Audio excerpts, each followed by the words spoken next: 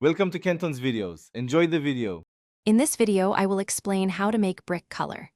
The natural color of clay, often a reddish-brown, forms the base of your brick's final appearance. We'll explore how different mineral additives, like iron oxides or manganese, can dramatically shift this base color.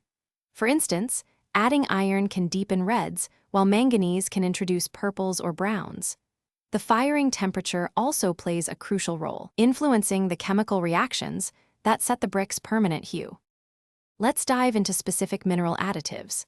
Iron oxides are incredibly versatile, giving us everything from vibrant reds to earthy browns. For a different palette, manganese is excellent for achieving rich purples, deep browns, or even striking black bricks. If you're aiming for greens, chromium oxide is your go-to, and titanium dioxide is perfect for lightening and brightening any color, offering a wide spectrum of possibilities. The firing process is where the magic truly happens for brick color.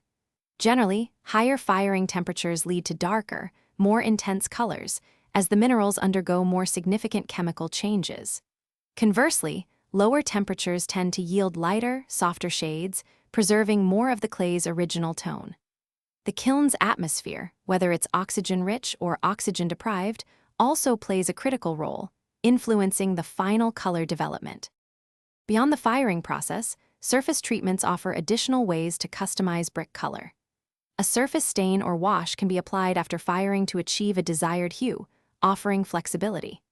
Glazing is another fantastic option, providing a durable, often glossy, and non-porous colored finish.